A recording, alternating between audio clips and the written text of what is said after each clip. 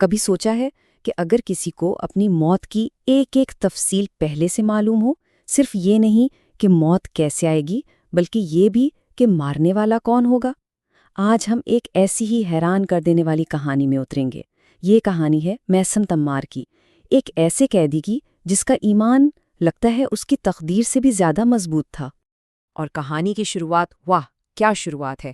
یہ الفاظ جو ابھی ہم نے دیکھے، یہ کوئی عام قیدی نہیں بول رہا، یہ میثم ہے، ایک طاقتور حکمران کے سامنے کھڑے اور جیسے اپنی قسمت کو للکار رہے ہوں۔ صرف اس ایک جملے سے ہی پتہ چل جاتا ہے کہ ان کا عزم کتنا پختہ تھا۔ تو چلیے اب اس کہانی کے پہلے منظر میں چلتے ہیں۔ یہاں ایک دربار ہے اور اس دربار میں دو دنیاؤں کا ٹکراؤ ہو رہا ہے۔ ایک طرف تو ہے شان و شوکت والا امیر اور دوسری طرف ہے میثم، ایک سیدھا سادھا کھجور بیچنے والا، مٹی میں بھرا ہوا، لیکن ان کی آنکھوں میں ایک ایسی روشنی تھی جو کسی خزانے میں نہیں مل سکتی۔ اب جب میثم کو حکمران کے سامنے گھسیٹ کر لایا گیا تو ان کی حالت دیکھ کر ان کا مذاق اڑایا جاتا ہے۔ حکمران نے سوچا ہوگا کہ ان پھٹے پرانے کپڑوں اور دھول بھرے چہرے کو دیکھ کر یہ شخص ٹوٹ جائے گا، لیکن اسے کیا پتا تھا کہ اس کی یہی تذلیل ایک ایسے جواب کو جنم دے گی جو پورے دربار کو سوچنے پر مجبور کر دے گا۔ اور میثم نے کیا کمال جواب دیا!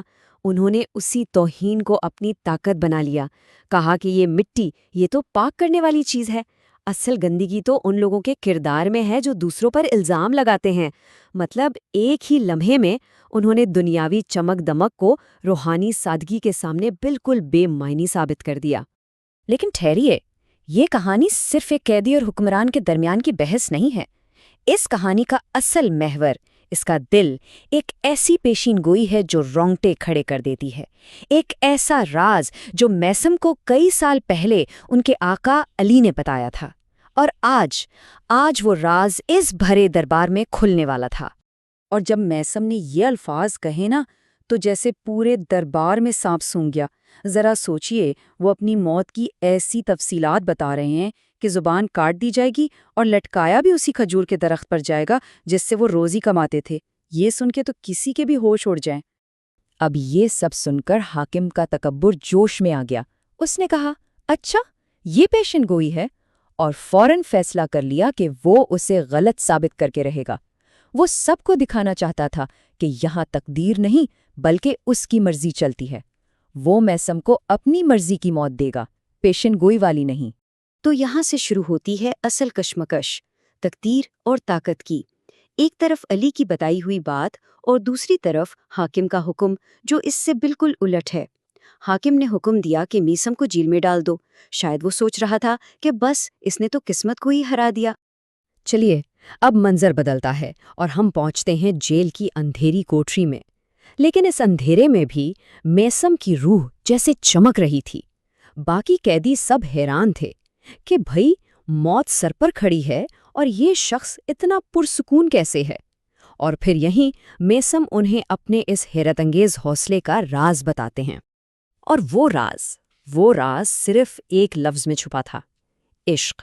اور یہ کوئی عام محبت یا صرف ایمان نہیں، یہ ایک ایسی کیفیت ہے جو انسان کو دنیا اور اس کی ہر چیز سے بے نیاز کر دیتی ہے۔ یہ ایک طرح کا الہی جنون ہے جو دل سے ہر قسم کا خوف نکال دیتا ہے اور انسان کو آپ کہہ سکتے ہیں کہ ناقابل شکست بنا دیتا ہے۔ میثم خود اس بات کو یوں بیان کرتے ہیں، وہ کہتے ہیں کہ میرا ایمان تو تبھی مکمل ہوگا جب لوگ مجھے دیوانہ سمجھنے لگیں۔ ان کے نزدیک علی کا یہ عشق ہی وہ دیوانگی ہے جس نے انہیں دنیا کے ہر ڈر سے آزاد کر دیا ہے۔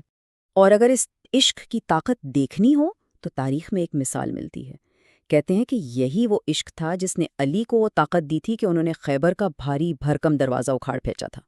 یہ کوئی پٹھوں کی طاقت نہیں تھی، یہ روح کی طاقت تھی، اور اب ویسی ہی طاقت میثم کے اندر بھی نظر آ رہی تھی۔ اب ہم کہانی کے ایک بہت ہی گہرے بلکہ انقلابی پہلو کی طرف آ رہے ہیں۔ میثم کے لیے موت کوئی ڈراؤنا انجام نہیں تھی، نہیں، بلکہ یہ تو آخری آزادی تھی، اصل جیت تھی۔ ان کے لیے یہ جیل، یہ کسی سفر کی شروعات تھی۔ اور اپنی اس گہرے فلسفے کو سمجھانے کے لیے میثم ایک قول سناتے ہیں جس کا مفہوم کچھ یوں ہے، جو مجھ سے محبت کرتا ہے میں اسے مار دیتا ہوں، اور جسے میں مار دوں اس کا خون بہا بھی میں خود ہوں۔ اس کا مطلب کیا ہے؟ مطلب یہ کہ الہی عشق میں خود کو مٹا دینا ہی دراصل ہمیشہ کی زندگی پا لینا ہے۔ اس نظریے سے دیکھیں تو جیل کی دیواریں وہ قید نہیں ہیں، وہ تو ایک کھڑکی ہیں جو سچی آزادی کی طرف کھلتی ہے۔ پھر ہر تکلیف، ہر مشکل اس روحانی سفر کا ایک ضروری حصہ بن جاتی ہے۔ تو پھر آزادی کا یہ راستہ ہے کیا؟ پہلا قدم اس قید کو ایک سفر کی شروعات سمجھو۔ دوسرا قدم دنیا سے جو لگاؤ ہے نا اس کے دروازے توڑ دو، اور آخری منزل شہادت میں ہمیشہ کی زندگی کو پالو۔ جیسا کہ میسم نے کہا، تمہاری اصل زندگی تمہاری موت میں ہے۔ کیا گہری بات ہے۔ اور اب کہانی اپنے کلائمیکس کی طرف بڑھ رہی ہے۔ ہم واپس حاکم کے دربار میں آ گئے ہیں، جہاں جیل سے آنے والی خبروں نے سب کو پریشان کر دیا ہے۔ میسم کا اثر اتنا بڑھ چکا ہے کہ اب کوئی نہ کوئی آخری فیصلہ کرنا ہی پڑے گا۔ حاکم کو رپورٹ ملتی ہے کہ یہ کھجور فروش سدھرنے والوں میں سے نہیں ہیں۔ وہ جیل میں بھی ٹوٹ نہیں رہا، الٹا اس کا ایمان تو دوسرے قیدیوں پر بھی اثر کر رہا ہے۔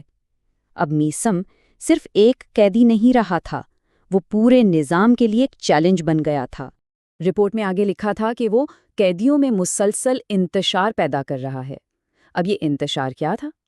یہ دراصل امید اور ایمان کی وہ کرن تھی جو حاکم کے اندھیرے نظام کو منظور نہیں تھی۔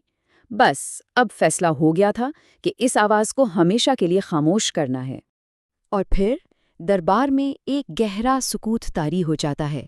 امیر کے حکم سے وہ فیصلہ سنایا جانے والا تھا جس کا سب کو انتظار تھا۔